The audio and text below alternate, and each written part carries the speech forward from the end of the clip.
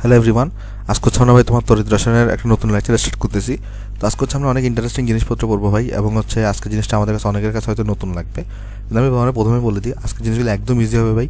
এগুলো আসলে একটু হালকা পাতলা টেকনিক্যালি মনে রাখতে হয়, কিন্তু জিনিসগুলো একদম ইজি এবং অনেক মজার একটা টপিক। কেমন? তো আজকে আমরা পড়বো তোমার হচ্ছে দুইটা রিচার্জেবল ব্যাটারি সম্পর্কে। একটার নাম হচ্ছে তোমার লেড স্টোরেজ ব্যাটারি, আর একটার নাম হচ্ছে লিথিয়াম আয়ন ব্যাটারি, এবং আমরা দেখবো কীভাবে আসলে কাজ করে এগুলো জিনিসগুলো। কেমন? তো আমি আশা করতেছি তোমরা আগের লেকচারগুলো দেখে আসছো। তো আজকে লেকচার স্টার্ট করার আগে ভাই, এটা হচ্ছে আমাদের মেইন ফেসবুক গ্রুপ। তুমি যদি এখানে জয়েন দেওয়া না থাকো তাহলে তুমি এখানে জয়েন দিতে পারো। আচ্ছা, তাহলে চলো আজকে আমরা আমাদের প্রথম তোমার হচ্ছে ভাই রিচার্জেবল ব্যাটারি স্টার্ট করি, যেটার নাম হচ্ছে আমাদের লেড স্টোরেজ ব্যাটারি। তো লেড স্টোরেজ ব্যাটারি কোন কোন জায়গায় ইউজ করা হয়? আসলে লেড স্টোরেজ ব্যাটারি ইউজ করা হয় যেসব জায়গায় বড় ব্যাটারির দরকার হয়। যেমন তুমি যদি দেখো বাসা বাড়িতে যে আইপিএসগুলো ব্যবহৃত হয়, এই আইপিএসগুলোতে তোমার হচ্ছে ভাই বড় ব্যাটারি দরকার হয়। ভাই আইপিএস জিনিসটা কি? ওই কারেন্ট চলে গেলে আমরা যেটা ব্যবহার করি কারেন্ট পাওয়ার জন্য। কেমন? আচ্ছা, তারপরে তোমার হচ্ছে ভাই দেখো আমরা হচ্ছে যে বিভিন্ন গাড়ির যে ব্যাটারিগুলো থাকে, আসলে অ্যাকচুয়ালি এগুলো বড় বড় ব্যাটারি থাকে না, এগুলো হচ্ছে যে আমাদের গাড়ির ব্যাটারি কেন লাগে? ওই যে গাড়িতে তুমি যে গান চালাও, বা তুমি হচ্ছে গাড়ির মধ্যে যে গাড়ির যে হেডলাইটগুলো জ্বলে, ওগুলো জানার জন্য যে ব্যাটারি থাকে, সেটাও কিন্তু তোমার হচ্ছে লেড স্টোরেজ ব্যাটারি। অর্থাৎ মেন বিষয়টা হচ্ছে যে বড় বড় জায়গাতে তোমার যে রিচার্জেবল ব্যাটারিগুলো ইউজ হয়, সেগুলো সাধারণত কী হয়? লেড স্টোরেজ ব্যাটারি হয়। কেমন? আচ্ছা, তো এটা লেড স্টোরেজ ব্যাটারি একটা অসুবিধা যে যেটার আকার অনেক বড় হয়। ওকে, এটাকে সহজে আসলে বহন করে নিয়ে যাওয়া যায় না। আমরা অসুবিধাগুলোও পড়বো, অসুবিধা আমরা সব পড়বো। জাস্ট আমরা এতটুকু জেনে রাখি যে লেড স্টোরেজ ব্যাটারি আসলে কোন জায়গায় ইউজ করা হয়? বড় জায়গাগুলোতে ইউজ করা হয়, যেমন তোমার বাসাবাড়ির আইপিএস বা গাড়ির ব্যাটারিতে। আচ্ছা ভাই, আমাকে একটা লেড স্টোরেজ ব্যাটারি কীরকম হয় দেখতে দেখান। যেমন এটা একটা লেড স্টোরেজ ব্যাটারির চিত্র, যেমন এটা একটা মানে যেগুলো বাজারে পাওয়া যায়, এটা আসলে অ্যাকচুয়ালি আইপিএসের ব্যাটারির চিত্র। কেমন? এটা আসলে ফিগারটা যদি আমরা দেখি, এটা আসলে তোমার একটা আইপিএসের ব্যাটারির চিত্র। ওকে, আচ্ছা, এদের চলো অংশগুলো নিয়ে আমরা আলোচনা করার চেষ্টা করি এখানে। ওকে, আচ্ছা দেখো এখানে যেটা হয়, এখানে ফার্স্টে দেখো তোমার এখানে লেখা একটা প্রোটেক্টিভ কেসিং। এই যে কালো রঙের যেটা দেওয়া আছে বাইরে আবৃত হওয়া, এই যে এটাকে আমরা কি বলি ভাই? Protective casing. ভাই এটার কাজ কি? এটার কাজ হচ্ছে যে ধরো এটা হচ্ছে যে কী করে বাইরের পরিবেশ থেকে এই যে ব্যাটারির যে ভিতরের অংশটা আছে সেটাকে সে হচ্ছে যে ভাই প্রোটেক্ট করে বা রক্ষা করে। মানে জিনিসটা চিন্তা করো, ধরো ব্যাটারিকে তুমি যদি খোলা রাখতা, তাহলে যেটা হয়তো বায়ুমণ্ডলের যে উপাদানগুলো আছে সেগুলো ব্যাটারির তোমার যে অ্যানোড ক্যাথোড থাকবে সেগুলোর সাথে বিক্রিয়া করে ফেলতো, বা তুমি হচ্ছে যে বায়ুমণ্ডলের অন্যান্য উপাদান এই ব্যাটারি ক্ষতি করতে পারতো। ওই ক্ষতির সম্মুখীন থেকে বাঁচানোর জন্য যে কেসটা আমরা ইউজ করি এখানে, এই যে কালো রঙের, সেটাকে বলা হয় তোমার কি বলতো ভাই? প্রোটেক্টিভ কেসিং বলা হয়। ওকে, আচ্ছা, এখানে দেখো এখানে একটা টার্মিনাল দেওয়া আছে, এটা হচ্ছে আমাদের পজিটিভ টার্মিনাল। তারপর এখানে একটা টার্মিনাল দেওয়া আছে, দেখো এটা হচ্ছে আমাদের ভাই নেগেটিভ টার্মিনাল। ভাই পজিটিভ টার্মিনাল এবং নেগেটিভ টার্মিনালের কাজটা কি? যেই কাজটা হয় আমরা নর্মালি আমি বলছিলাম না যে রিচার্জেবল ব্যাটারিকে তোমার কী করতে হয়? চার্জ দিতে হয়। যখন তোমার হচ্ছে বাসায় কারেন্ট থাকে তখন কী করতে হয়? চার্জ দিতে হয়। তো চার্জ দেওয়ার সময় দেখো এটা তো তোমার তো মেন সোর্স থাকে, দেখো এটা তোমার এখানে মেন সোর্স থাকে,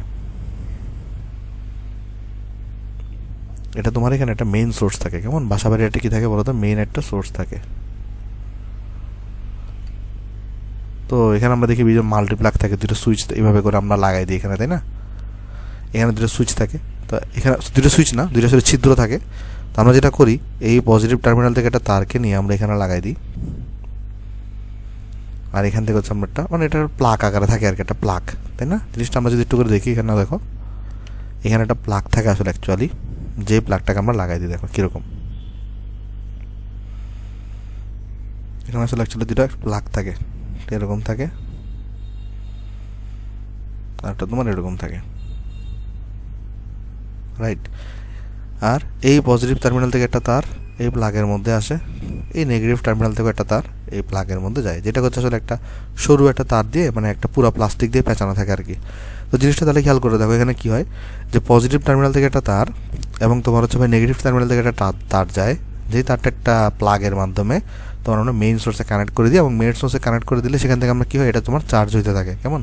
তো আসলে এটা হচ্ছে মেইন সোর্সে আমাদের এটা কানেক্ট করা থাকে, এটা হচ্ছে আমাদের মেইন সোর্স। ওকে, তাহলে আমাকে বলো তো ভাই পজিটিভ টার্মিনাল এবং নেগেটিভ টার্মিনালের কাজটা কি? পজিটিভ টার্মিনাল থেকে তোমার একটা তার যায়, নেগেটিভ টার্মিনাল থেকে একটা তার যায়, সেটা একটা প্লাগের মধ্য দিয়ে আমরা হচ্ছে মেইন সোর্সে কানেক্ট করে দিই, যেন যখন আমার বাসায় কারেন্ট থাকে তখন আমার আইপিএসের ব্যাটারি যেন চার্জ দিতে পারে। ওকে, আচ্ছা, এরপরে দেখো এরপরে এখানে একটা টার্ম আছে যেটাকে আমরা বলতেছি সেল ডিভাইডার। এই জিনিসটা তুমি এখন বুঝবা না, আমি তোমাকে যখন এই যে লেড স্টোরেজ ব্যাটারির চিত্রটা এঁকে দেখাবো তখন তুমি ভালো করে বুঝতে পারবে। আমি একটু করে তোমাকে বুঝাই বলি সেল ডিভাইডার জিনিসটা কি। দেখো এখানে দেখো, এটা একটা কোষ, এটা একটা কোষ, এটা একটা কোষ। এখানে যে ব্যাপারটা হয় যে তোমার হচ্ছে ভাই লেড স্টোরেজ ব্যাটারি তো অনেক বড় থাকে, তাই না? তো এখান থেকে তোমার বেশি পরিমাণে ভোল্টেজ পাওয়ার দরকার হয়। এখন তুমি যদি ধরো শুধু একটা কোষকে লাগাও, এখানে যদি একটা কোষকে এখানে লাগাও, সেটা থেকে আসলে খুব বেশি ভোল্টেজ তুমি পাবা না। যখন একাধিক কোষকে তুমি সিরিজে লাগাবা তখন তুমি সেখান থেকে অনেক বিশাল পরিমাণে ইএমএফ তুমি পাবা আসলে। আমি তোমাকে দেখাই। তোমরা নিশ্চয়ই চলতরিতের মধ্যে ওই যে ব্যাটারির সিরিজ সমবায় পড়ে আসছো, ওটা কীরকম ছিল দেখো, যে আমরা এখানে একটা ব্যাটারি নেগেটিভ নিতাম, একটা ব্যাটারি পজিটিভ নিতাম। তারপর হচ্ছে আমরা এখানে একটা ব্যাটারি নেগেটিভ নিতাম, এখানে হচ্ছে আমরা একটা ব্যাটারি পজিটিভ নিতাম, এখানে একটা আমরা ব্যাটারি নেগেটিভ নিতাম, একটা ব্যাটারি আমরা পজিটিভ নিতাম। কেমন এইভাবে করে হচ্ছে আমরা বাহ্যিক একটা বর্তনীর সাথে লাগিয়ে দিতাম। এভাবে করে হচ্ছে আমরা একটা বাহ্যিক একটা বর্তনীর সাথে আমরা এভাবে করে কানেক্ট করে দিতাম। ওকে, ধরো এখানে হচ্ছে আমরা ধরো একটা লোডকে রাখতাম। ধরো এটা হচ্ছে আমার একটা লোড আর এল, এটা হচ্ছে লোডের রেজিস্ট্যান্স। কেমন? আচ্ছা, তো আমরা হচ্ছে এখানে একাধিক ব্যাটারিকে আমরা সিরিজে লাগাইতাম। ধরো এটার ইএমএফই, এটার ধরো ইএমএফই, এটার ধরো ইএমএফই। আচ্ছা, আমরা এখানে 3টা ব্যাটারি লাগানোর কারণটা কি? যদি তুমি একটা ব্যাটারি লাগাইতা তাহলে তুমি এখান থেকে শুধুমাত্র হচ্ছে ইএমএফ কত পাইতা, পাইতা। কিন্তু 3টা ব্যাটারি সিরিজে লাগার কারণে টোটাল ইএমএফ এখন কত হয়ে গেছে? টোটাল ইএমএফ এখন হয়ে গেছে 3টা যোগ হয়ে 3E। তাহলে ইএমএফ বাড়ানোর জন্য আমাদের ব্যাটারিগুলোকে আমরা কীভাবে লাগাই? সিরিজে লাগাই। এখন দেখো, যেহেতু লেড স্টোরেজ ব্যাটারি একটা বড় ব্যাটারি, তাই এখান থেকে বিশাল পরিমাণ তোমার হচ্ছে ভোল্টেজ সাপ্লাই করতে হবে। এখন তুমি যদি শুধু একটা কোষকে নাও, তো সেই কোষটা আসলে তোমার খুব বেশি পরিমাণ ভোল্টেজ সাপ্লাই করতে পারে না। এই জন্য আমরা অনেকগুলো কোষকে আমরা এভাবে করে সিরিজে কানেক্ট করতে থাকি। এখন চিন্তা করে দেখো, যদি এদেরকে লাগাই যুক্ত করতাম, মানে ধরো এদের মধ্যে যদি কোনো বাধা না রাখতা, তখন দেখা যেত যে কি এখানে অনেক ঝামেলা হইতো। কি ঝামেলা হইতো? যে তখন হচ্ছে এদের মধ্যে পারস্পরিক বিক্রিয়া করতে থাকতো, মানে নর্মালি তখন কারেন্ট উৎপাদনে অনেক বাধা সৃষ্টি হইতো। এই বাধা যেন সৃষ্টি না হয়, অর্থাৎ একটা কোষ যেন আরেকটা কোষ থেকে যেন পৃথক থাকে, এই জন্য দেখো এইখানে যে জিনিসটা ইউজ করা হয়েছে, এইখানে এই জিনিসটা, এটাই হচ্ছে তোমার দেখো এই যে কালো কালো যে জিনিসগুলো ইউজ করা হয়েছে, এইগুলোকে আমরা কী বলি বলো তো? Cell divider. তাহলে সেল ডিভাইডারের কাজটা কি? সেল ডিভাইডারের কাজটা হচ্ছে যে অনেকগুলো কোষ যেগুলো সিরিজে যুক্ত আছে সেগুলোকে একটাকে আরেকটা থেকে ডিভাইড করা। যেমন এখানে অনেকগুলো কোষ সিরিজে যুক্ত আছে না, তো এদের মধ্যে কি থাকবে? তোমার এখানে সেল ডিভাইডার থাকবে। ওকে, দেখা যাবে এদের মধ্যে একটা সেল ডিভাইডার থাকবে। অনুরূপভাবে এদের মধ্যে একটা কি থাকবে তোমার বলো তো? একটা সেল ডিভাইডার থাকবে। এই সেল ডিভাইডারের কাজটা কি? সেল ডিভাইডারের কাজটা হচ্ছে একটা কোষকে আরেকটা কোষ থেকে যেন ফিজিক্যালি যেন তারা যুক্ত না থাকতে না পারে, তাদেরকে যেন আলাদা আলাদা তারা থাকে, সেজন্য হচ্ছে আমরা এই দুইটা কোষের মাঝখানে আমরা বসাই দিই। ওকে, আচ্ছা, বসাইলে কি ভাই, যদি সেল ডিভাইডার না দিই তাহলে কী অসুবিধা হবে? এগুলো তুমি পরবর্তী ডিটেলসে পড়বা, এগুলো তোমার আসলে এখন এইচএসসিতে নাই। তারপরে যদি আমি তোমাকে একটু করে বলি, দেখো এখানে আসলে যেটা হবে তখন তোমার চিন্তা করে দেখো, ধরো এখানে এটার পজিটিভ আছে, ধরো এটা নেগেটিভ আছে। এখন যদি কানেক্ট করে দাও, তখন এই দুইটা ব্যাটারির পজিটিভ কোনটা নেগেটিভ কোনটা এটা নিয়ে অনেক ঝামেলা হয়ে যাবে, কারেন্টটা অনেক ঝামেলা হয়ে যাবে। এই কারণে আমরা কী করি? এদের মধ্যে অবশ্যই একটা দূরত্ব থাকতে হয় বা এদেরকে আলাদা রাখতে হয়। কেমন? আশা করি জিনিসটা আমরা এখানে বুঝতে পারছি। আচ্ছা, এবার দেখো, এবার এখানে লেখা দেখো ডাইলিউট H2SO4, অর্থাৎ এখানে দেখো একটা তরলের মতো জিনিস দেখা যাচ্ছে। এই নিচেটা কি দেখা যাচ্ছে? এখানে একটা তরলের মতো জিনিস থাকে, যেটাকে আমরা বলতেছি ডাইলিউট H2SO4। বেসিক্যালি আমরা জানি যে কোনো তড়িৎ কোষে কী থাকতে হয়? একটা তড়িৎ বিশ্লেষ্য পদার্থ থাকতে হয়। তো লেড স্টোরেজ ব্যাটারিতে তড়িৎ বিশ্লেষ্য হিসেবে আপনাদের কে থাকে বলো তো? ডাইলিউট মানে লঘু H2SO4। কেমন? এই যে এই ব্যাটারির ভিতরে যেটা দেখা যাচ্ছে তড়িৎ বিশ্লেষ্য মানে তরল টাইপের, এটাই হচ্ছে তোমার এখানে ডাইলিউট H2SO4, যেটা লেড স্টোরেজ ব্যাটারিতে কী হিসেবে কাজ করে? তড়িৎ বিশ্লেষ্য পদার্থ হিসেবে কাজ করে। তড়িৎ বিশ্লেষ্য পদার্থ হিসেবে কাজ করে। দেখো, আমি তোমাকে বলে আসছি অলরেডি যে কোনো তড়িৎ কোষে তোমার অ্যানোড থাকতে হয়, ক্যাথোড থাকতে হয় এবং তড়িৎ বিশ্লেষ্য পদার্থ থাকতে হয়। তো এই লেড স্টোরেজ ব্যাটারিতে তড়িৎ বিশ্লেষ্য পদার্থ হিসেবে কে কাজ করে? তড়িৎ বিশ্লেষ্য পদার্থ হিসেবে কাজ করে তোমার হচ্ছে ডাইলিউট H2SO4, অর্থাৎ লঘু H2SO4। কেমন? আশা করি জিনিসটা আমরা এখানে বুঝতে পারছি ভাই। আচ্ছা, এবারে দেখো, এইবারে এখানে একটা লেখা আছে পজিটিভ ইলেকট্রোড মানে তড়িৎদ্বার, এখানে হচ্ছে লেড ডাইঅক্সাইড দেওয়া, আর এখানে লেখা নেগেটিভ ইলেকট্রোড, যেটা হচ্ছে যে লেড। এখানে জিনিসটা বুঝবা যে এটা দ্বারা বোঝানো হচ্ছে ক্যাথোডকে, আর এটা দ্বারা বোঝানো হচ্ছে তোমার অ্যানোডকে। অর্থাৎ আমাদের এই লেড স্টোরেজ ব্যাটারিতে অ্যানোড হিসেবে কাকে ব্যবহার করা হয়? অ্যানোড হিসেবে ব্যবহার করা হয় লেড পাতকে। ঠিক, আমি বাংলায় লিখে আগে আসো, লেড পাত। আর ক্যাথোড হিসেবে কাকে ব্যবহার করা হয়? ক্যাথোড হিসেবে ব্যবহার করা হয় তোমার হচ্ছে ভাই লেড ডাইঅক্সাইড প্রলেপযুক্ত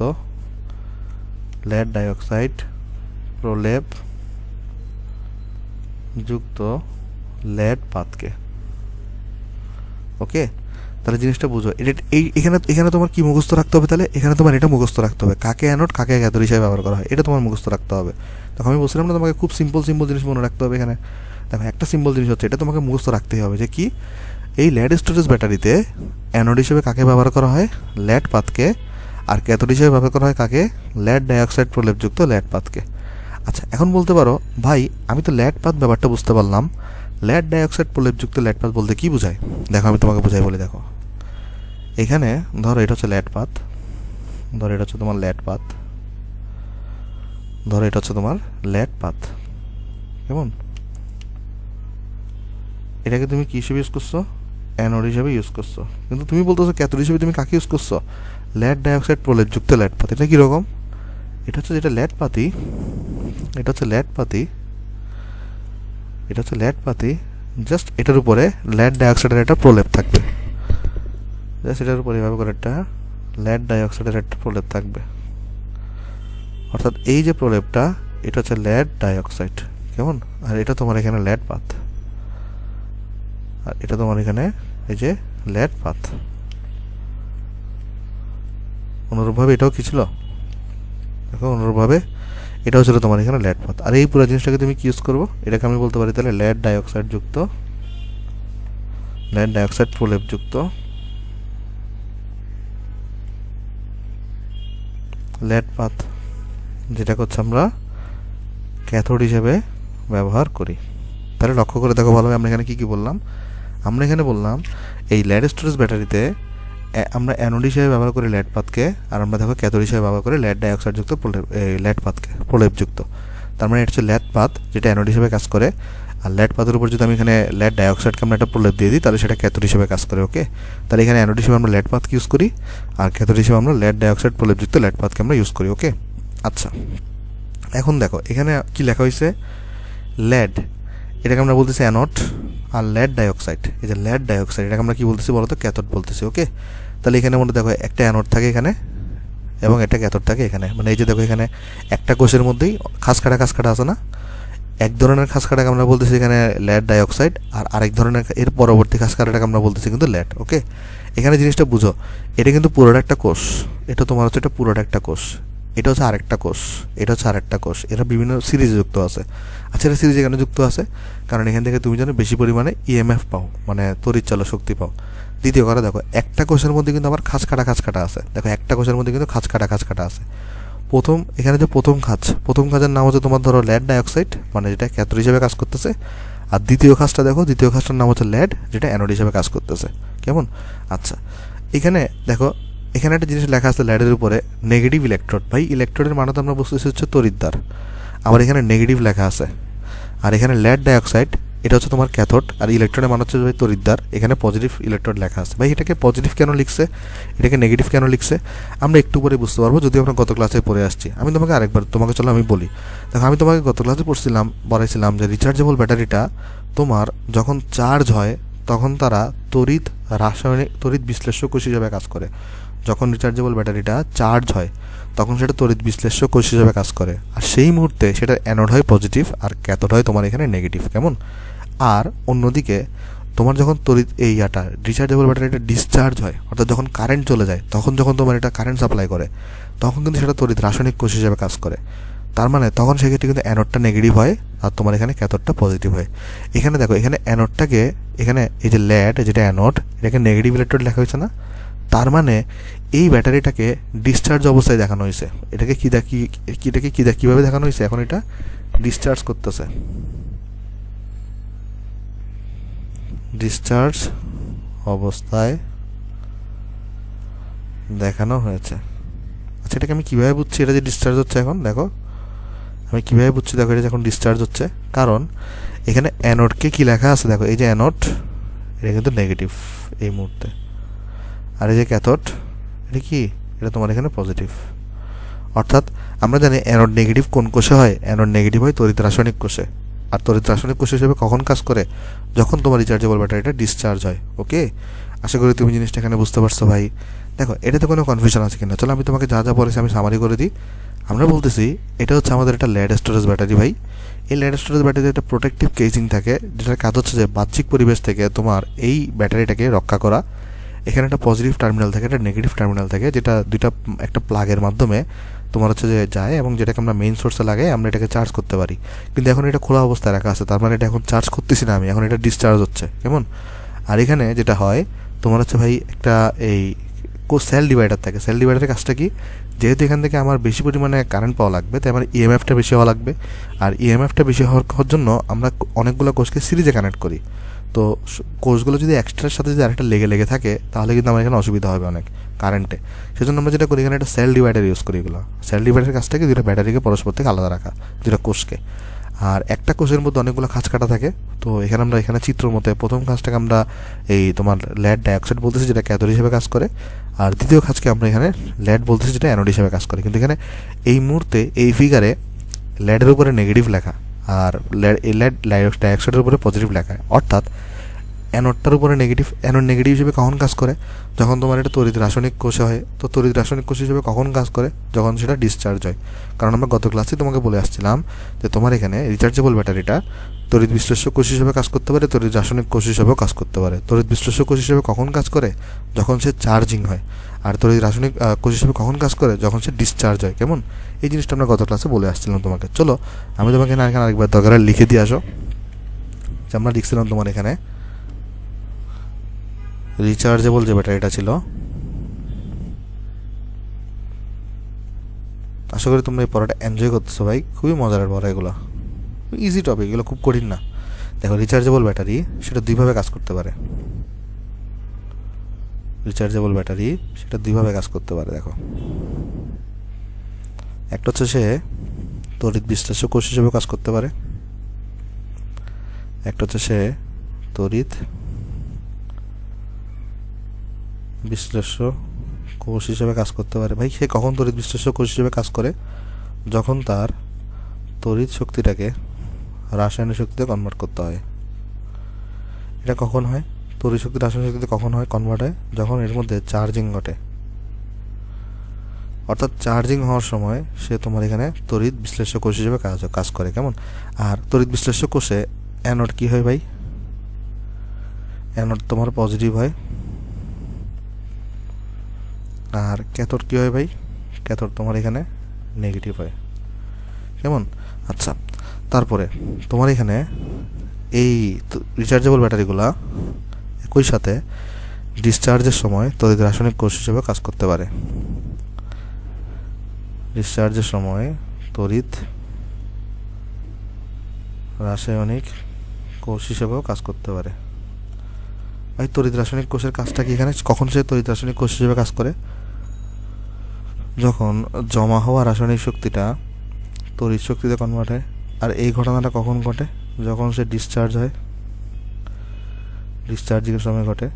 আর আমরা জানি তড়িৎ রাসায়নিক কোষে অ্যানোড সেটা নেগেটিভ হয়, আর ক্যাথোড সেটা কিন্তু তোমার পজিটিভ হয়। ওকে, এই ঘটনাটা হচ্ছে আমরা গত ক্লাসে দেখে আসছিলাম। ওকে, আচ্ছা এখন আমরা দেখো এখন আমরা কী কী পড়ছি। আমরা এখন লেড স্টোরেজ ব্যাটারি একটা সামগ্রিক চিত্র দেখছি এখানে। কেমন? আমরা এখন দেখার চেষ্টা করব, আমরা তো বলছি লেড স্টোরেজ ব্যাটারির মধ্যে, তাহলে একটা সম্পূর্ণ লেড স্টোরেজ ব্যাটারির মধ্যে অনেকগুলো কোষ এভাবে সিরিজে যুক্ত থাকতেছে। তো একটা কোষের মধ্যে কী অবস্থা হয় আমরা তোরা দেখার চেষ্টা করি। এই যে একটা সিঙ্গেল কোষ যেটা আছে, এই যে সিঙ্গেল কোষ, এই কোষের মধ্যে কী অবস্থা হয় চলো সেটা আমরা দেখার চেষ্টা করি। কেমন? চলো আমরা এখানে দেখে আসি একটা সিঙ্গেল কোষের মধ্যে কী অবস্থা হয় আমরা দেখার চেষ্টা করি। চলো আমরা এখন দেখি ফার্স্ট আগে যে তার মধ্যে ডিসচার্জিং হওয়ার সময় কি হয়। ডিসচার্জিং পর আমরা চার্জিংটাও দেখব। তার মধ্যে ডিসচার্জিং হওয়ার সময় কি হয় চলো আমরা দেখার চেষ্টা করি। কেমন? দেখো ফিগারটা কীরকম আমরা যদি আঁকি, যে আমরা কিন্তু এখন দেখো কী আঁকতেছি আমি তোমাকে বুঝাই বলি। একটা সম্পূর্ণ লেড স্টোরেজ ব্যাটারি, অসংখ্য অর্ধকোষ সিরিজে যুক্ত থাকে এর মধ্যে। এই একটা অর্ধকোষকে আমরা এখন আঁকার চেষ্টা করতেছি, একটা লেড স্টোরেজ ব্যাটারি একটা অর্ধকোষকে আমরা এখন আঁকার চেষ্টা করতেছি। কেমন? তাহলে যদি আমরা আঁকি, দেখো একটা লেড স্টোরেজ ব্যাটারি একটা অর্ধকোষ কীরকম হয়, দেখো এখানে একটা পাত্র থাকে, এখানে একটা পাত্র থাকে। আচ্ছা, তারপর এইখানে হচ্ছে যেভাবে করে একটা তার দিয়ে যুক্ত থাকে। এরপর আমরা বলছিলাম না, দেখো এখানে খেয়াল করে দেখো আমরা কি বলছিলাম যে একটা কোষ অর্ধকোষ কিন্তু এভাবে বিভিন্ন খাঁজ কাটা থাকে। তাই এখানে যেটা হয় দেখো, এখানে যেটা হয় এখান থেকে একটা তার, এখান থেকে একটা পাত আসবে, এখানে এতটুকু পাতটা যাবে, এটা হচ্ছে এভাবে করে খাঁজ কাটা থাকে, এটা এভাবে করে কী থাকে খাঁজ কাটা থাকে। দেখো এভাবে করে হচ্ছে এটা সমান দূরত্বে এভাবে করে খাঁজ কাটা থাকবে। ওকে, আচ্ছা। তারপর এখান থেকে একটা দেখো, আমি কিন্তু এখানে তোমাকে কী বলে আসছিলাম যে একটা একটা কোষের মধ্যে এভাবে করে বিভিন্ন খাঁজ কাটা থাকে। তাহলে দেখো এখানে খাঁজ কাটা আছে, এই খাঁজ কাটাগুলোর মধ্যে মধ্যে আরও একটা খাঁজ কাটা থাকে, এখানে আবার খাঁজ কাটা থাকবে, যার ভিতরে থাকে আসলে। কেমন আমি তোমাকে বোঝাচ্ছি, দেখো আগে চিত্রটা এঁকে দিই, তোমাকে আমি তারপর বোঝাচ্ছি। এটাকে এভাবে করে যুক্ত করে দিবার নীলগুলাকে,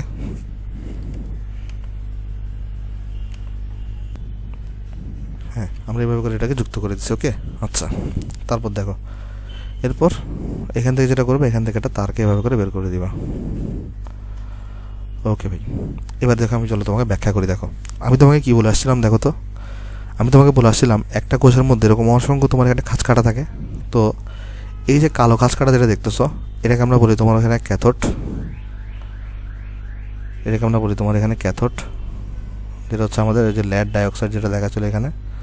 আর নীল যে খাঁজ কাটাগুলো দেখতেছো, এখানে নীল যে খাঁজ কাটাগুলো দেখতেছো, এটাকে আমরা বলি তোমার হচ্ছে অ্যানোড। ওকে, যেটা হচ্ছে লেড জিনিসটা। চলো আমি তোমাকে এই যে এখানে যে নীল খাঁজগুলো, এগুলো লেড দিয়ে তৈরি, আর এখানে যে কালো খাঁজগুলো দেখতো সেটা লেড ডাইঅক্সাইড দিয়ে তৈরি, তাই এটা ক্যাথোড। কেমন এখানে আমি তোমাকে দেখো, এখানে দেখাই, আমি তোমাকে দেখাইছিলাম না এখানে অসংখ্য খাঁজ কাটা থাকে। তো দ্বিতীয় খাঁজটাকে আমরা এখানে বলতেছিলাম তোমার হচ্ছে লেড, প্রথম এখানে আসলে ম্যাটার না, এক ধরনের খাঁজকে এখানে আমরা লেড বলি, আরেক ধরনের খাঁজকে আমরা এই তোমার হচ্ছে লেড ডাইঅক্সাইড বলি।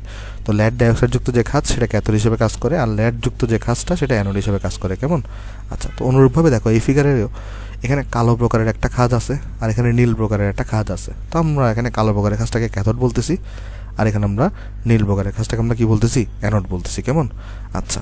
তারপর এখানে একটা তোমার টার্মিনাল বের করা ছিল, এখানে তোমার টার্মিনাল বের করা ছিল, যেটাকে আমরা একটাকে পজিটিভ টার্মিনাল বলছিলাম, এটাকে নেগেটিভ টার্মিনাল বলছিলাম। কেমন, তাহলে এখানে যেটা হবে দেখো, যেহেতু এটা আমরা ডিসচার্জিং করতেছি, তো ডিসচার্জিংয়ের সময় অ্যানোডটা কী থাকে, নেগেটিভ থাকে না। তো এটা তো অ্যানোড, এটা কিন্তু তোমার অ্যানোড, এই পাশটা তোমার হচ্ছে ক্যাথোড, তাই এটা হবে তোমার নেগেটিভ, এটা হবে তোমার কি বলো তো ভাই, পজিটিভ। ওকে, জিনিসটা বুঝে আসো কী কী আঁকছি আমি তোমাকে বুঝাই বলি। কি আগে এটা বুঝো, এটা হচ্ছে তোমার একটা সম্পূর্ণ লেড স্টোরেজ ব্যাটারির চিত্র, আর এটা হচ্ছে যে একটা লেড স্টোরেজ ব্যাটারির ভিতরে একটা কোষের চিত্র। ঠিক আছে, তাহলে এটা আমরা আঁকতেছি একটা এই লেড স্টোরেজ ব্যাটারির ভিতরে একটা কোষের চিত্র আঁকতেছি। তো এই কোষের মধ্যে কী থাকে, অসংখ্য খাঁজ কাটা থাকে। এক প্রকারের খাঁজকে তুমি বলো হচ্ছে ক্যাথোড, যেটাকে আমরা কালো দিয়ে দেখাচ্ছি, আর এটা লেড ডাইঅক্সাইড দিয়ে তৈরি করা। আর আরেকটা প্রকারের যে নীল খাঁজ, এটাকে আমরা বলতেছি অ্যানোড, যেটা লেড দিয়ে তৈরি করা। তো অ্যানোডটাকে আমরা একটা টার্মিনালের সাথে যুক্ত করছি, এখানে ক্যাথোডটাকে আমরা একটা টার্মিনালের সাথে যুক্ত করছি। তো যেহেতু এখন আমরা ডিসচার্জিং করতেছি, তাহলে ডিসচার্জিংয়ের সময় অ্যানোড হবে নেগেটিভ, অ্যানোডের টার্মিনালটা হবে নেগেটিভ, আর ক্যাথোডের টার্মিনালটা হবে তোমার পজিটিভ। আর এখানে কি থাকে, এখানে তড়িৎ বিশ্লেষণ থাকে। এই যে দেখো এখানে কি থাকে, আমরা বলে আসছিলাম এখানে তোমার হচ্ছে ভাই তড়িৎ বিশ্লেষণ থাকে। ওকে, এখানে কি থাকে তোমার, এখানে তোমার হচ্ছে ভাই তড়িৎ বিশ্লেষণ থাকবে, যেটাকে আমি কালারিং করে দেওয়ার চেষ্টা করি। এখানে এটার ভিতরে আমার কি থাকবে, তড়িৎ বিশ্লেষণ থাকবে। এটা হালকা হয়ে গেছে, এটাকেও গাঢ় করতে হবে, একটু দাঁড়াও। এখানে আমার তড়িৎ বিশ্লেষণ থাকে। ওকে, চলো আমি কোষটাকে একটু গাঢ় করে দিই। ওকে ভাই, গাঢ় করে দিলাম। কেমন, আচ্ছা। তাহলে দেখো নিচে এটাকে একটু করে দিই আমরা। ওকে ভাই, তাহলে এখানে আমরা যেটা বললাম, এখানে হচ্ছে আমার তড়িৎ বিশ্লেষণ থাকবে। এখানে তড়িৎ বিশ্লেষণ হিসেবে কী থাকে ভাই, সালফিউরিক অ্যাসিড থাকে। ওকে, আর এখানে আমি যদি তোমাকে আরেকবার ব্যাখ্যা করি আসো, আমরা এটা পড়তেছিলাম একটা লেড স্টোরেজ ব্যাটারি, একটা কোষের হচ্ছে আমরা চিত্র করতেছিলাম। তো এই কোষের মধ্যে এক প্রকারের খাঁজ থাকে, যেটাকে আমরা কালো খাঁজটাকে আমরা বলতেছি ক্যাথোড, যেটা লেড ডাইঅক্সাইড দিয়ে তৈরি। আর আরেক প্রকারের খাঁজ থাকে যেটা নীল, যেটাকে আমরা বলতেছি যেটার অ্যানোড, যেটা লেড দিয়ে তৈরি। কেমন, আর যেহেতু আমরা এখানে ডিসচার্জিং করতেছি, তাহলে তোমার এখানে ডিসচার্জিংয়ের সময় অ্যানোডের টার্মিনালটা হবে নেগেটিভ, আর ক্যাথোডের টার্মিনালটা হবে তোমার এখানে পজিটিভ। ওকে, আচ্ছা। এখানে দেখো আর এখানে তড়িৎ বিশ্লেষণ থাকে, যেটার নাম কি বলো তোমার এখানে, যেটার নাম হচ্ছে তোমার হচ্ছে ভাই এই H2SO4। তড়িৎ বিশ্লেষণ হিসেবে H2SO4 কাজ করে। একটু আগে দেখো আমরা এখানে কি বলেছিলাম, H2SO4টা তোমার কি ছিল, ডাইলিউট ছিল। ডাইলিউট মানে লঘু, অর্থাৎ এই H2SO4 দ্রবণটা 38% W/W হয়, একটু মুখস্থ রাখতে হবে। H2SO4 দ্রবণের বৈশিষ্ট্য কি সেটা কত হয়? 38% W/W। ভাই W/W এটার মিনিং কি? এটার মিনিং হচ্ছে যে তুমি যদি 100 গ্রাম H2SO4 দ্রবণকে নাও, সেই দ্রবণের মধ্যে 38 গ্রাম H2SO4 দ্রব থাকে। ওকে, এটা দ্বারাই বোঝায় তোমার এখানে 38% W/W। তাহলে চলো তোমাকে আমি যেখানে দেখাই দিই জিনিসটা, এই যে 38% W/W H2SO4 বলতে বোঝায়, H2SO4 বলতে বোঝায় তোমার এখানে 100 গ্রাম H2SO4 দ্রবণে 100 গ্রাম না, 38 গ্রাম H2SO4 দ্রব থাকে। 38 গ্রাম H2SO4 দ্রবণীয় থাকে। এখানে তোমার হচ্ছে অনেক ইম্পর্টেন্ট কত পার্সেন্ট H2SO4 থাকে, এটা তোমার এমসিকিউতে অনেকবার জিজ্ঞেস করছে, তাই না? মনে রাখবা, দ্রবণীয় থাকে। কেমন? তাহলে এখানে যে তড়িৎ বিশ্লেষণটা ইউজ করা হয় সেটা কি থাকে ভাই? তোমার 38% W/W। আচ্ছা, আশা করি আমরা এতটুকু বুঝতে পারছি এখানে। এখন তোমরা অনেকে প্রশ্ন করতে পারো, ভাই ডিসচার্জিংও দেখেছেন, তাহলে চার্জিংয়ের সময় এই ফিগারটা কীরকম হবে? ভাই হুবহু সেম টু সেম হবে, সেম হবে। দেখো চার্জিংয়ের সময় এক্স্যাক্টলি সেম হবে, জাস্ট ডিফারেন্সটা কোথায় হবে আমি তোমাকে চলো দেখাই দিয়ে আসো। এটাকে চলো আমি একটু নিচে নামাই দিই।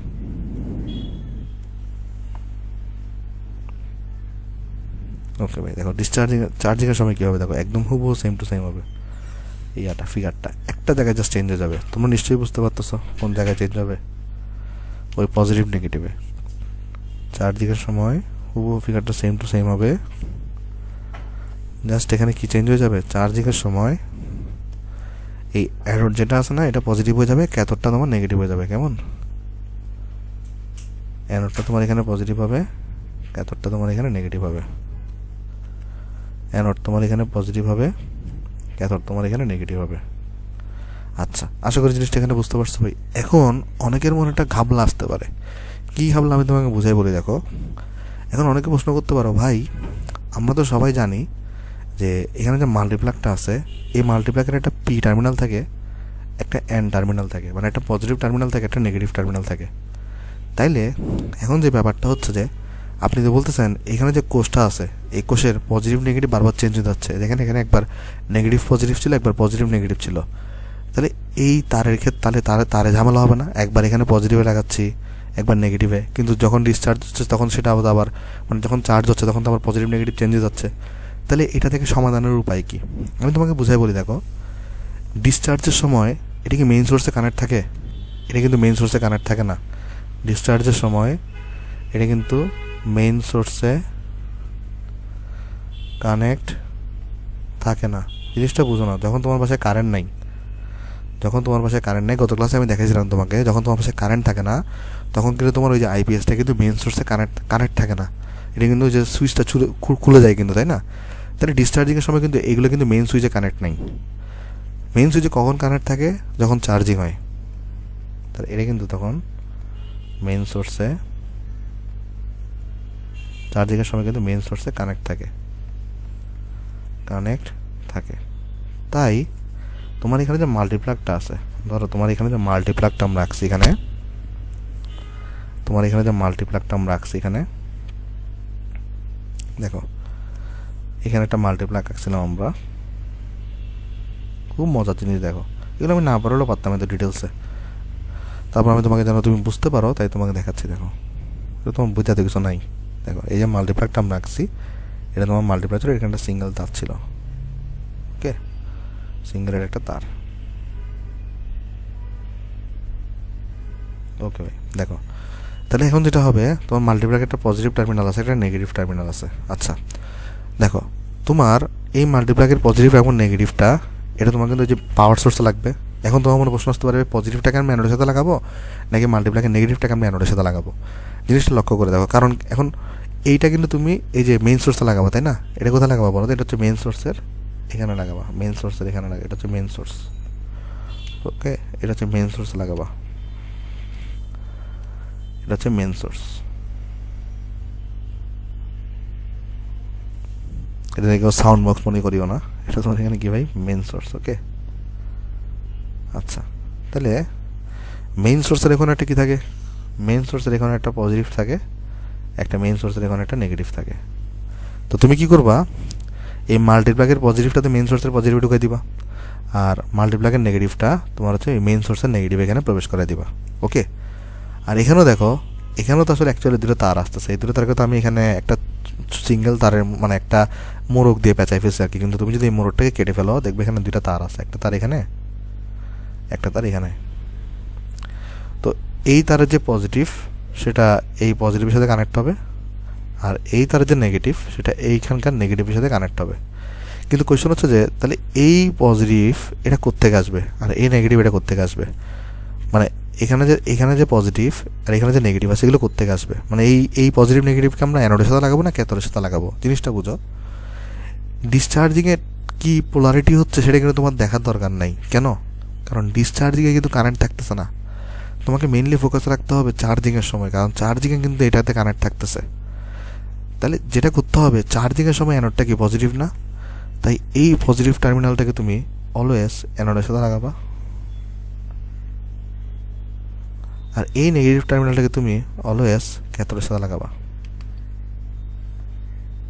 এখন তুমি প্রশ্ন করতে পারো যে ভাই কি কোয়েশ্চন, যে ভাই এখানে তো আমি পজিটিভটাকে এখানে লাগাইছি ঠিক আছে, আর নেগেটিভটাকে এখানে লাগাইছি ঠিক আছে, তাহলে এইখানে এই পজিটিভটা লাগানোর কারণে এটাও পজিটিভ হয়ে গেছে, তাই পজিটিভ লাগালে কোনো সমস্যা হয়নি।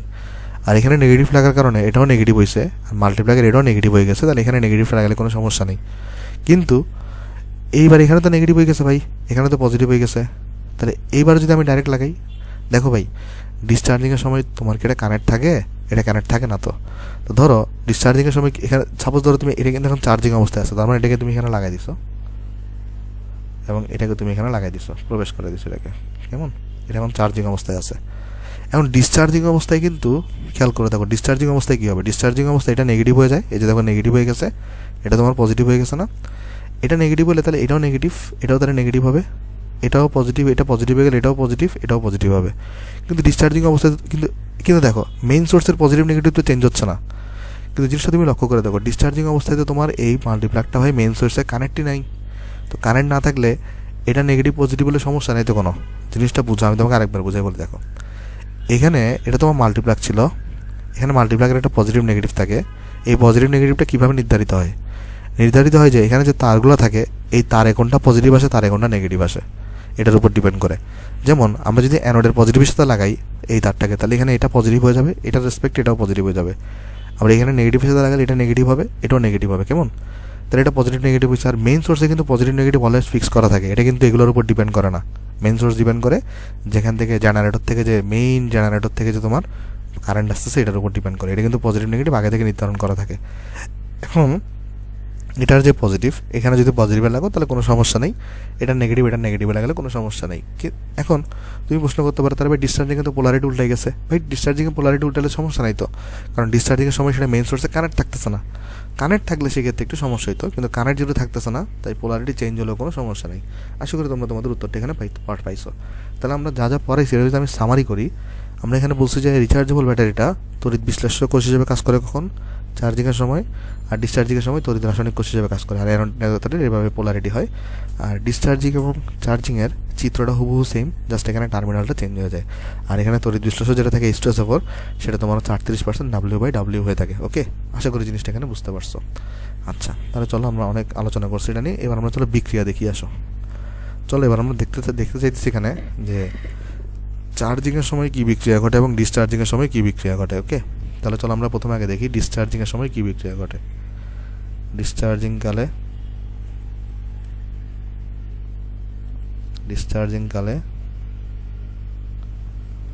সংঘটিত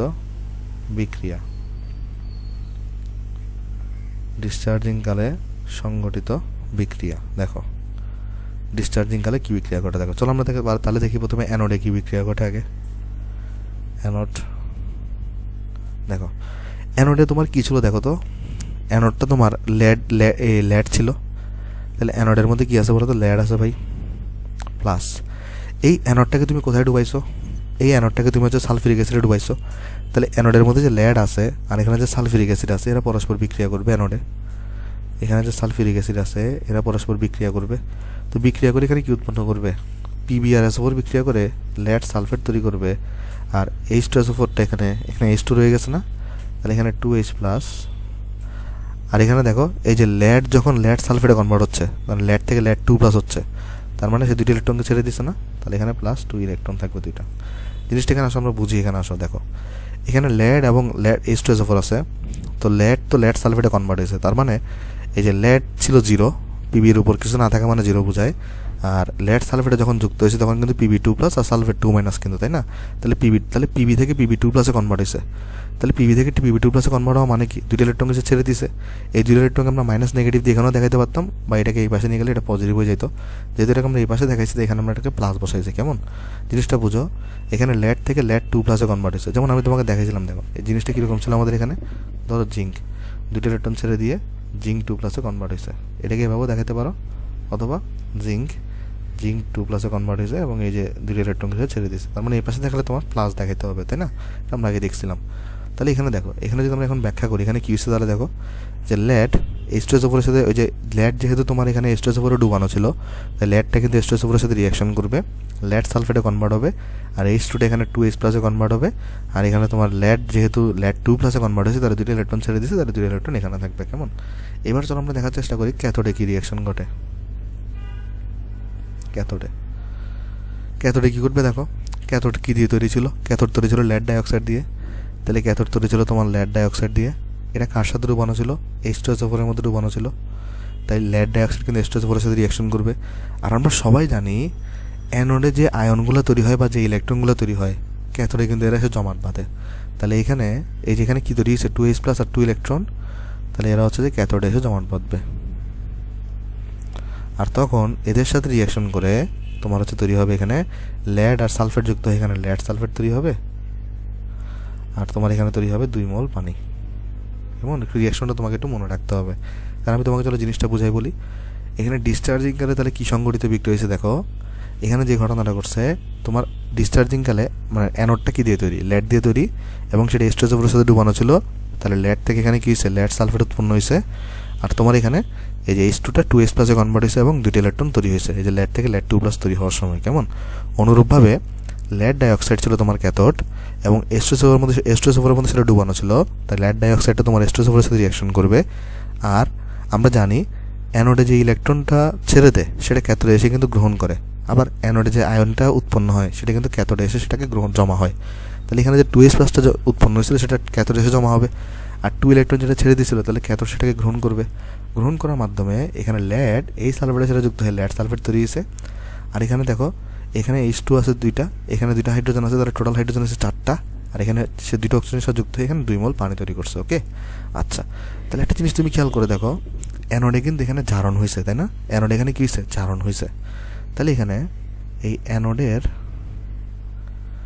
জারণ বিভব, এটার মান হচ্ছে যে এটা এই সময় এই অ্যানোডে যখন এই বিক্রিয়াটা ঘটে তখন দেখা যায় এখানে 0.3 ভোল্ট ইএমএফ তৈরি হয়। আর দেখা যায় ক্যাথোডে যখন এই বিক্রিয়া ঘটে, মানে ডিসচার্জ হওয়ার সময় ক্যাথোডে যখন এই বিক্রিয়া ঘটে, তখন এইখানে ক্যাথোডের বিজারণ বিভব দেখা গেছে 1.7 ভোল্ট হয়। ওকে, জিনিসটা বুঝো। তাহলে এটা কিন্তু তোমার জারণ বিভব। আমি তোমাকে বুঝাই বলি, অ্যানোডে যখন জারণ বিক্রিয়া ঘটে তখন দেখা গেছে অ্যানোডে জারণ বিভবটা উৎপন্ন হয় কত, 0.3 ভোল্ট। আর দেখা গেছে ক্যাথোডে যখন এখানে বিজারণ বিক্রিয়া ঘটছে তখন দেখা গেছে ক্যাথোডের বিজারণ বিভবটা কত, 1.7 ভোল্ট। ওকে, তাহলে এখন চল এখানে তোমার তাহলে কী কী মুখস্থ রাখতে হচ্ছে দেখো। বিক্রিয়াগুলো আসলে মুখস্থ রাখার কিছু নাই, একদম ইজি ছিল। যেমন বিক্রিয়াটা অ্যানোডটা লেড দিয়ে তৈরি, সেটা H2SO4 এর মধ্যে ডুবানো আছে, তাহলে লেড H2SO4 এর সাথে বিক্রিয়া করে পিবি সালফেট তৈরি করবে। আর যেহেতু এখানে H2 ছিল তাহলে সেটা 2H প্লাসে কনভার্ট হবে, আর লেড থেকে লেড 2 প্লাসে যখন কনভার্ট হচ্ছে তখন দুইটা ইলেকট্রনকে সে ছেড়ে দিবে। আর এই সময় জারণ বিভবটা কত হয়, 0.3 ভোল্ট। এটা একটু তোমাকে মনে রাখতে হবে। আর অন্যদিকে ক্যাথোডে কে ছিল, ক্যাথোডে ছিল লেড ডাইঅক্সাইড, সেটা তোমার হচ্ছে যে ওই সালফিউরিক অ্যাসিডের মধ্যে ডুবানো ছিল, আর সেটা এইখানে যেগুলো উৎপন্ন হয়েছে এগুলোকে গ্রহণ করে লেড সালফেট এবং 2H2O তৈরি করবে। আর এই সময় তারা দেখা গেছে কতটুকু বিজারণ বিভব তৈরি হবে, 1.7 ভোল্ট। তাহলে এখন আমি যদি তোমাকে কোষ বিক্রিয়া লিখতে বলি, তাহলে কোষ বিক্রিয়া মানে কি ভাই? কোষ বিক্রিয়া মানে হচ্ছে যে দুইটা বিক্রিয়াকে যোগ করে দাও। তাহলে দুইটা বিক্রিয়াকে যোগ করলে কী হবে, এখানে লেড ছিল, লেড ডাইঅক্সাইড ছিল, আর এখানে দেখো H2SO4 আছে, এখানে H2SO4 আছে, তাহলে 2 মোল H2SO4 আছে। ওকে, আর এখান থেকে কী তৈরি হচ্ছে, এখান থেকে তৈরি হচ্ছে তোমার, এখানে লেড সালফেট, এখানেও লেড সালফেট, তাহলে 2 মোল লেড সালফেট, আর এখানে 2 মোল পানি। ওকে, আর টোটাল ইএমএফ কত? ইএমএফকে আমরা কীভাবে হিসাব করি? অ্যানোডের জারণ বিভব প্লাস ক্যাথোডের বিজারণ বিভব, তাহলে এটা হচ্ছে 0.3 প্লাস 1.7, তাহলে টোটাল ইএমএফ কিলো তোমার 2 ভোল্ট। ওকে, আশা করি জিনিসটা আমরা এখানে ভাই বুঝতে পারছি। আচ্ছা, এটা হচ্ছে আমার ডিসচার্জিং কালে বিক্রিয়া করছে। ভাই এখন তুমি প্রশ্ন করতে পারবে তাহলে চার্জিং কালে কী বিক্রিয়া ঘটে? ভাই চার্জিং কালে একদম হুবহু সেম টু সেম উল্টা বিক্রিয়া ঘটে। জাস্ট চার্জিং কালে কী হয়? একদম হুবহু সেম টু সেম উল্টা বিক্রিয়া ঘটে। তাহলে আমি যদি তোমাকে দেখাই এখানে চার্জিং কালে সংঘটিত বিক্রিয়া, চার্জিং কালে সংঘটিত বিক্রিয়া। ওকে, দেখো চার্জিং কালে কি বিক্রিয়া ঘটবে অ্যানোডে? চার্জিং কালে অ্যানোডে জাস্ট উল্টা বিক্রিয়া ঘটবে। অর্থাৎ দেখো আগে অ্যানোডে কী হচ্ছিল, এইখানে তোমার ভালো ভালো করে লক্ষ্য করে দেখো, অ্যানোডে আগে লেড এবং H2SO4 যুক্ত হয়ে লেড সালফেট এবং 2H+ আর 2 ইলেকট্রন তৈরি হচ্ছিল। আর এখন এটা উল্টাই গেছে না, কারণ অ্যানোড এখানে নেগেটিভ হয় আর এখানে অ্যানোড কী হয়ে যাবে? পজিটিভ হয়ে যাবে চার্জিং কালে। জাস্ট উল্টাটা ঘটবে এখানে। অর্থাৎ এখানে লেড সালফেট আর 2H+ প্লাস 2 ইলেকট্রন যুক্ত হয়ে লেড এবং H2SO4 তৈরি হবে। ওকে, আশা করি জিনিসটাকে আমরা এখানে বুঝতে পারছি। আর এখানে এই ক্ষেত্রে তাহলে জারণ বিভব কত? এই ক্ষেত্রে জারণ বিভব হবে তোমার এখানে এই 0.3 ভোল্ট। সেম টু মানে আলটিমেটলি বিক্রিয়া তো সেম, তাহলে বিভব চেঞ্জ হবে না, কেমন? আর এখানে ক্যাথোডে তাহলে কী রিয়াকশন ঘটবে? একদম উল্টা ঘটনা। অর্থাৎ এইটা তখন তোমার বিক্রিয়ক হিসেবে কাজ করবে এবং এখান থেকে উল্টা জিনিসটা তৈরি হবে। অর্থাৎ এই জিনিসটা তোমার এখানে তৈরি হবে। ওকে, এই জিনিসটা তোমার এখানে তৈরি হবে আর এটার বিভব এত থাকবে। তাহলে চলো জিনিসটা আমি তোমাকে ব্যাখ্যা করি। দেখো ব্যাখ্যাটা হচ্ছে ভাই, ডিসচার্জিং কালে যা ঘটে, ডিসচার্জিং কালে যা ঘটে তুমি জিনিসটা চিন্তা করে দেখো, ডিসচার্জিং কালে যা ঘটে চার্জিং কালে তার ঠিক উল্টাটাই করতে হবে, কারণ তাকে আবার আগের শক্তি অর্জন করতে হবে। তাহলে যা সে ছেড়ে দিছিল, এগুলো এগুলো এগুলো এগুলো কিন্তু দেখো, এগুলো কিন্তু ছেড়ে দিছিল, এই যেগুলো কিন্তু খরচ হয়ে গেছে, তাই না? এগুলো উৎপন্ন হয়েছে। তো যেটা উৎপন্ন হয়েছে সেটা থেকে তাহলে যা ছেড়ে দিছিল, মানে যেটা ছিল সেটা উৎপন্ন করতে হবে তোমার চার্জিং কালে। জিনিসটা চিন্তা করে এভাবে যে তুমি ধরো তোমার প্রথমে তুমি ভাত খাইছো ধরো সকালে, কেমন? তুমি কাজ করতে গেছো, তোমার হচ্ছে যে মানে আলটিমেটলি কী হয়েছে, ভাতের থেকে যে এনার্জি তৈরি হয়েছিল সেটা থেকে তুমি ছেড়ে দিছো, তাহলে তোমাকে সেই এনার্জির আবার গেন করতে হবে। তুমি আবার সেই ভাতটা খাও, তোমার এনার্জির আবার গেন হয়ে যাবে, কেমন? তাহলে জিনিসটা হচ্ছে এরকম, প্রথমে অ্যানোডে এরা বিক্রিয়ক হিসেবে ছিল, এরা এটা উৎপন্ন করে ফেলছে। তার মানে এরা ছিল প্রথমে, এরা খরচ হয়ে এরা উৎপন্ন হয়েছে। তাহলে আমাকে চার্জিং কালে কী করতে হবে? জাস্ট উল্টাটা ঘটাইতে হবে। অর্থাৎ এদেরকে ইউজ করে আমাকে এটা তৈরি করতে হবে, এইটা তৈরি হয়। আবার ক্যাথোডে এরা খরচ হয়ে এরা উৎপন্ন হয়েছিল, আর চার্জিং কালে এরা যেটা উৎপন্ন হয়েছিল সেগুলোকে নিয়ে আমার আবার এটাকে বানাইতে হবে, কেমন? আশা করি জিনিসটা আমরা এখানে ভাই বুঝতে পারছি। তাহলে এখানে দেখো, এখানে হচ্ছে কোষ বিক্রিয়া। যদি আমরা এখন লক্ষ্য করি কোষ বিক্রিয়া, তাহলে আমরা দেখতে পারবো কোষ বিক্রিয়াটি কি জাস্ট উল্টা হবে। অর্থাৎ এই ক্ষেত্রে এটা থাকবে তোমার বাম পাশে এবং এটা থাকবে তোমার ডান পাশে।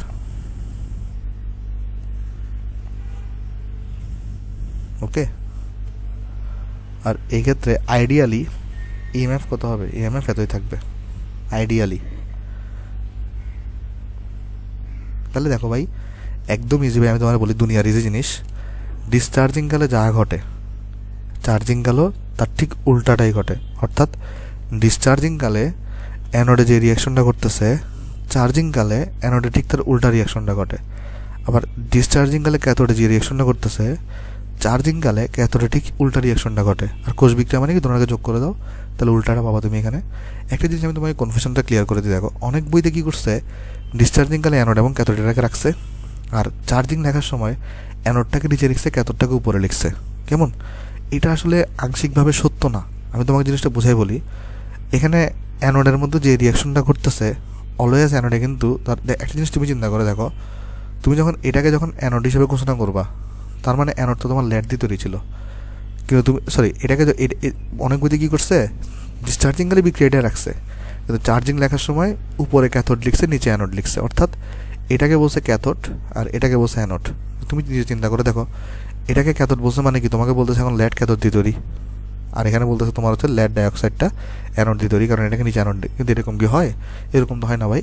আমরা তো প্রথমেই বলে দিছি আমার এখানে এই অ্যানোড হিসেবে অলওয়েজ লেড থাকবে আর ক্যাথোড হিসেবে আমার অলওয়েজ লেড ডাইঅক্সাইড থাকবে, অর্থাৎ অ্যানোড ক্যাথোড চেঞ্জ হতে পারবে না। এদের টার্মিনাল পজিটিভ নেগেটিভ হতে পারে, কিন্তু অ্যানোড অলওয়েজ অ্যানোড থাকবে, ক্যাথোড অলওয়েজ ক্যাথোড থাকবে, এই একটা নির্দিষ্ট কোষের মধ্যে। কেমন?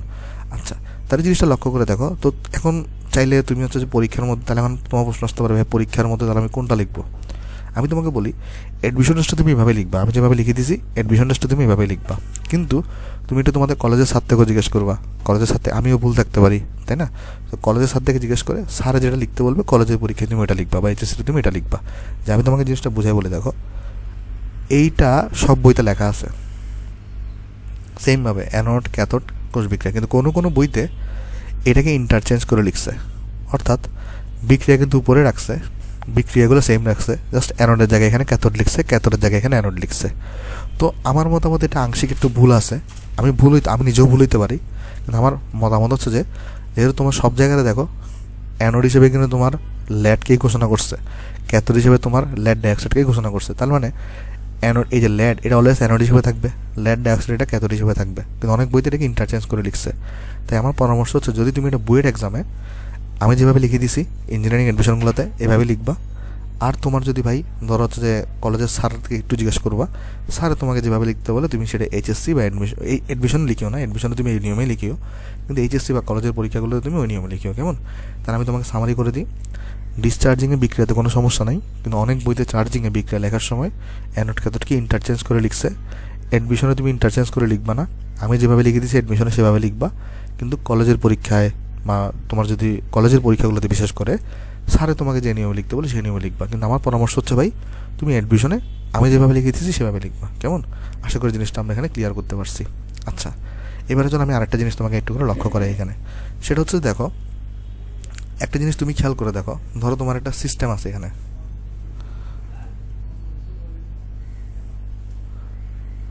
তো এই সিস্টেমে তুমি একটা ইনপুট দিছো, সিস্টেম থেকে তুমি আউটপুট পাবা। আমি তোমাকে যদি জিজ্ঞেস করি, ধরো তুমি এখানে 100% ইনপুট দিছো, তুমি কখন 100% আউটপুট পাবা না, এখানে কিছু লস হবে, তাহলে তুমি আউটপুট পাবা লেস দেন 100%, রাইট? কারণ এখানে কিছু কী হবে, লস হবে। এখন তুমি একটা জিনিস খেয়াল করে দেখো, ডিসচার্জিংকালে এখানে পানি উৎপন্ন হচ্ছে, ঠিক আছে, ধরো 100% পানি উৎপন্ন হয়েছে, বা তুমি এভাবে চিন্তা করে দেখো, অথবা তুমি এভাবে চিন্তা করো ডিসচার্জিংটা মানে কি আসলে আউটপুট, তাই না? আচ্ছা, আমরা এখানে চার্জিংয়ের সময় কিন্তু আমরা কারেন্টটাকে ইনপুট হিসেবে দিই, তাহলে এটা হচ্ছে আমাদের ইনপুট, আর ডিসচার্জিং যখন হয় তখন সেটা হচ্ছে আমাদের আউটপুট। ওকে, তাহলে আমরা এই দুটা পানির ব্যাপারটা আমরা একটু লক্ষ্য করি এখানে। ওকে, আচ্ছা দেখো এখানে জিনিসটা আমি তোমাকে আরেকবার বোঝাই বলি, যখন আমরা কারেন্টকে আমরা যখন চার্জ দিই আইপিএসটাকে, তখন আমরা কী করি, কারেন্টটা আমাকে ইনপুট হিসেবে দিই না, আর ডিসচার্জিংয়ের সময় ওই আইপিএসটা আমার আউটপুট দেখায়। ওকে, সে তখন কারেন্ট সাপ্লাইয়ের মাধ্যমে সে আউটপুট দেখায়, তার মানে চার্জিংটা হচ্ছে যে ইনপুট আর ডিসচার্জিংটা হচ্ছে আমার আউটপুট। এখন তুমি জিনিসটা লক্ষ্য করে দেখো, তাহলে ইনপুটের সময় তুমি ধরো 100% পানি এখানে খরচ করে ফেলছো, কিন্তু আউটপুটেও তো এখানে পানি উৎপন্ন হচ্ছে, কিন্তু জিনিসটা কিন্তু 100% উৎপন্ন হবে না, লেস দেন কিন্তু 100% উৎপন্ন হবে। অর্থাৎ এখানে জিনিসটা বুঝো, এই লেড স্টোরেজ ব্যাটারিতে যেই পরিমাণ তুমি পানি খরচ করো, মানে যে ইনপুট মানে কি, তুমি এটাকে এই দেখো বিক্রিয়কে কী হয়, বিক্রিয়কগুলো খরচ হয়ে যায়, উৎপন্ন হয়। অর্থাৎ তুমি যেই পরিমাণ পানি এখানে খরচ করতেছো সেই পরিমাণ পানি কিন্তু উৎপন্ন হচ্ছে না। এর ফলে কি হচ্ছে দেখো, এর ফলে এখানে কিন্তু দেখো এখানে কিন্তু সালফিউরিক অ্যাসিড উৎপন্ন হচ্ছে, তাই না? তাহলে এখানে আস্তে আস্তে কিন্তু পানির পরিমাণ কমতে থাকতেছে, আর সালফিউরিক অ্যাসিডটাকে তো আমরা 38%-এ রেখে দিছি, তার মানে সালফিউরিক অ্যাসিডের পরিমাণ কিন্তু আগের মতোই আছে, কিন্তু পানির পরিমাণ কমতে থাকতেছে। এতে করে যেটা হবে, সালফিউরিক অ্যাসিডের ঘনত্বটা বেড়ে যাবে, কারণ পানি কমে যাচ্ছে, সালফিউরিক অ্যাসিড অধিক ঘন হয়ে যাবে, যেটা তোমার তড়িৎ পরিবহনে অনেক সমস্যা করবে। তাই তড়িৎ পরিবহনে যেন সমস্যা না করে এই জন্য আমরা মাঝে মাঝে তুমি দেখবা বাসা বাড়িতে আইপিএসগুলোতে কী বলা হয়, পানি দিতে বলা হয়। এটা পানিটাকে আমরা কেন দিই? কারণ সালফিউরিক অ্যাসিডের ঘনত্বটাকে আগের মতো ঠিক পর্যায়ে নিয়ে আসার জন্য, অর্থাৎ ওই 38% W/W করে ফেলার জন্য। কেমন? আশা করি জিনিসটা আমরা এখানে বুঝতে পারছি ভাই। তাহলে এখানে জিনিসটা আমি বুঝাই, এখানে যেই পরিমাণ পানি আমাদের খরচ হয় সেই পরিমাণ পানি উৎপন্ন হয় না। এই জন্য সালফিউরিক অ্যাসিডের ঘনত্ব বেড়ে যায়। এই ঘনত্বটাকে কমানোর জন্য বা আগের অবস্থা নিয়ে আসার জন্য আমরা হচ্ছে এখানে সামান্য পানি যুক্ত করি। আশা করি এখানে আমরা বুঝতে পারছি। আচ্ছা, এরপরে চলো আমরা যাই আসো, এরপরে চলো আমরা এখানে একটা কোষ বিক্রিয়া লিখে আসো। কোষ বিক্রিয়া, দেখো এই কোষ বিক্রিয়া আমরা কীভাবে লিখবো দেখো, সেটা হচ্ছে যে এখানে তোমার কী কী ছিল দেখো তো। ফার্স্টে আমাদের এখানে তো আমরা এই লেড ছিল, লেড ডাইঅক্সাইড ছিল, তারপর এখানে আমাদের 2H2SO4 ছিল, আর এখান থেকে আমাদের কী কী তৈরি হচ্ছিল, 2 লেড সালফেট আর হচ্ছে ভাই 2 মোল পানি। অর্থাৎ এটা কখন ঘটে, এই পাশে এই বাম পাশ থেকে ডান পাশে কখন যায়, ডিসচার্জিংয়ের সময়। আর যখন চার্জিং হয় তখন ডান পাশ থেকে কোথায় যায়, ডান পাশ থেকে যায় হচ্ছে তোমার বাম পাশে। কেমন? এই জিনিসটা আমরা মনে রাখবো। আর এই কোষটার টোটাল ইএমএফ কতটুকু, টোটাল ইএমএফ 2 ভোল্ট, এটা আমাদের মনে রাখতে হবে। আচ্ছা, আর এটাকে আমরা এটা কোষ সংকেতকে আমরা কীভাবে লিখবো, কোষ বিক্রিয়া দেখলাম, তাহলে এটার কোষ সংকেতকে আমরা কীভাবে লিখবো, কোষ সংকেত দেখো। আচ্ছা দেখো তো ভাই, অ্যানোডে লেড থেকে লেড সালফেটে কনভার্ট হয়, তাহলে অ্যানোডে লেড থেকে লেড সালফেটে কনভার্ট হয়। আর এখানে লবণ তো থাকে না, দ্রবণ হিসেবে আমরা কাকে ইউজ করি, H2SO4 কে ইউজ করি। এবং তুমি খেয়াল করে দেখো, ক্যাথোডে আমরা কি এখানে ডিসচার্জিংয়ের সময় কি হয়, ক্যাথোডে লেড ডাইঅক্সাইড থেকে এখানে তোমার হচ্ছে যে ভাই এই কোথায় গেল, ক্যাথোডে লেড ডাইঅক্সাইড থেকে লেড সালফেট, অথবা তুমি এটাকে লেডও বলতে পারো। ওকে, লেড ডাইঅক্সাইড থেকে লেড।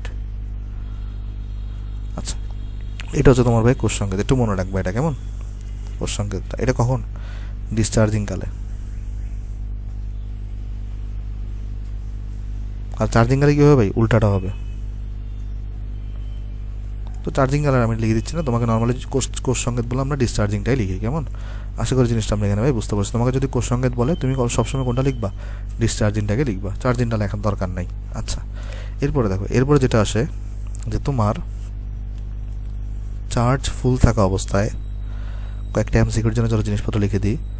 চার্জ ফুল থাকা অবস্থায় তোমার যে H2SO4টা থাকে,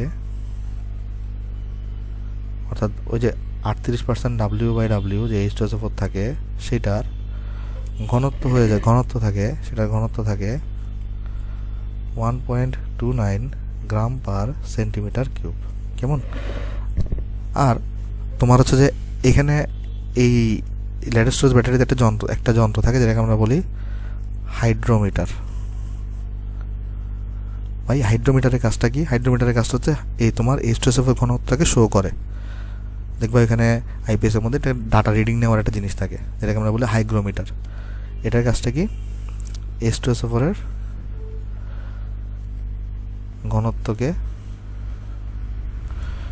ঘনত্বকে শো করে, মানে দেখায় আর কি, ঘনত্বকে দেখায়। এটা কাজ হচ্ছে এটা। তো এখন আমরা যেটা করব, যদি কখনো যেটা হয় যে H2SO4 এর ঘনত্ব যদি কমে, যদি 1.29, মানে আমি কীভাবে বুঝবো যে আসলে আমার এই লেড স্টোরেজ ব্যাটারিকে চার্জ দেওয়া দরকার কিনা, সেটা হচ্ছে আমরা হাইড্রোমিটারকে দেখে বুঝি। যদি এমন হয়, হাইড্রোমিটার যদি আমার দেখায় যে H2SO4 এর ঘনত্ব যদি আমার কমে, যদি 1.21 সেন্টিমিটার গ্রাম পার সেন্টিমিটার কিউব বা তার থেকে যদি কম হয়, তখন ব্যাটারিকে আবার রিচার্জ করতে হয়। তাহলে এখান থেকে দেখো ইম্পর্টেন্ট, হাইড্রোমিটারের উপকারী মানে দরকারিটা কি, কারণ এটা হচ্ছে H2SO4 এর ঘনত্বকে শো করে। আর যখনই আমরা দেখবো H2SO4 এর ঘনত্বটা 1.21 গ্রাম পার সেন্টিমিটার কিউব বা তার নিচে নেমে গেছে, তখনই আমরা ব্যাটারিকে রিচার্জ করব। কারণ একদম তো জিরো হইতে দেওয়া যাবে না, কেমন? তাহলে তোমার ব্যাটারি নষ্ট হয়ে যাবে। তাহলে যদি H2SO4 এর ঘনত্ব 1.29 গ্রাম পার সেন্টিমিটার কিউব বা 1.21 গ্রাম পার সেন্টিমিটার কিউব বা এর নিচে নেমে যায়, তবে ব্যাটারিকে রিচার্জ করতে হবে, কেমন? আচ্ছা, এখানে আরেকটা জিনিস তুমি খেয়াল করে দেখো, এই যে আমরা এখানে বললাম যে রিচার্জ বা চার্জিং কালে এই H2SO4টা আসলে কমে যাচ্ছে, কিন্তু তোমার আবার H2 কমে যাচ্ছে আর H2SO4 উৎপন্ন হচ্ছে। কেমন? তাহলে এই জন্য তোমার H2SO4টা গাঢ় হয়ে যায়। এই গাঢ়ত্বটাকে কমানোর জন্য আমাদের মাঝে মাঝে ব্যাটারিতে কি যুক্ত করতে হয়? পানি যুক্ত করতে হয়। তাহলে চলো এটা আমরা লিখে দিই এখানে। তাহলে এটা আমরা লিখবো যে চার্জিং কালে পানি খরচ হয়ে যায় এবং H2SO4 উৎপন্ন হয়। ফলে H2SO4 এর ঘনত্ব অধিক বাড়তে থাকে। এই ঘনত্বকে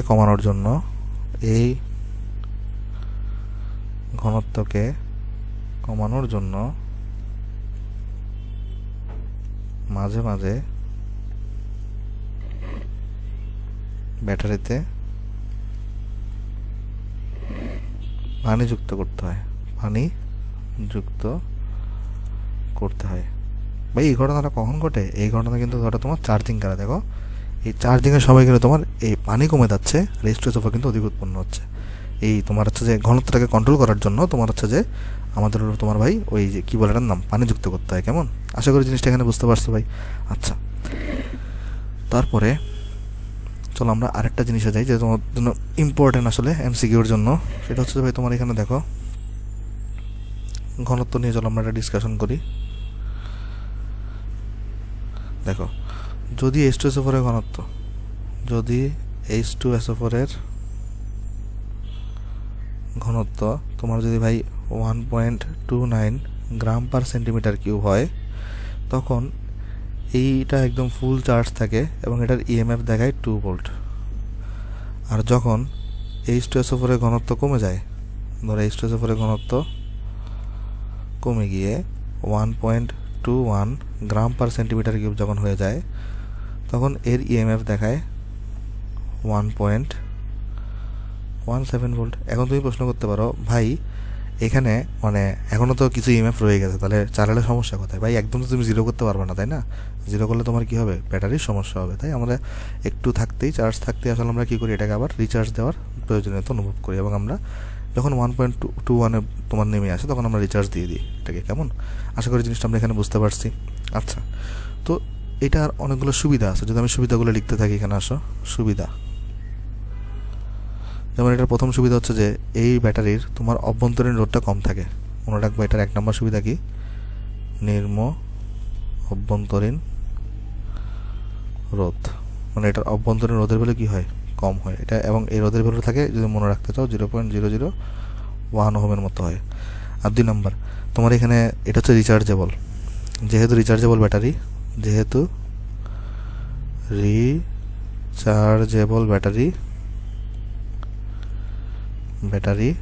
তাই চার্জ শেষ হয়ে গেলে পুনরায় চার্জ দেয়া যায়। তারপর 3 নম্বর যদি বৈশিষ্ট্য দেখো, এটা কিন্তু বাজারে অ্যাভেলেবল, সহজপ্রাপ্য, অর্থাৎ বাজারে অ্যাভেলেবল। ওকে। আর 4 নম্বর হচ্ছে কি, যে উচ্চ বিদ্যুৎ শক্তি পাওয়া যায়। উচ্চ বিদ্যুৎ শক্তি পাওয়া যায় বলে বড় বড় যন্ত্রপাতিতে ব্যবহার করা হয়।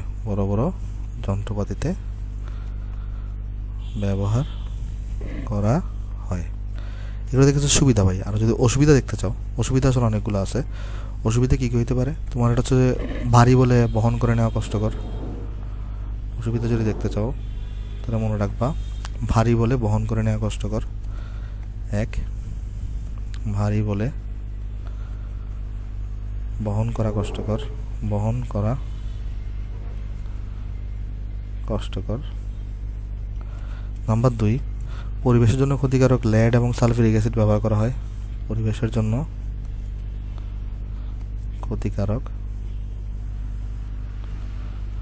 লেড, H2SO4 ব্যবহৃত হয়। কেমন? আর তুমি যদি 3 নম্বর হচ্ছে ব্যাটারিকে তুমি যদি সবসময় চার্জিং অবস্থায় রাখতে হয়, নাহলে কিন্তু তোমার H2SO4 এর সক্রিয়তা নষ্ট হয়ে যায়। ব্যাটারিকে সর্বদা চার্জিং অবস্থায় রাখতে হয়, নতুবা H2SO4 এর সক্রিয়তা নষ্ট হয়ে যায়। H2SO4 এর সক্রিয়তা নষ্ট হয়ে যায়।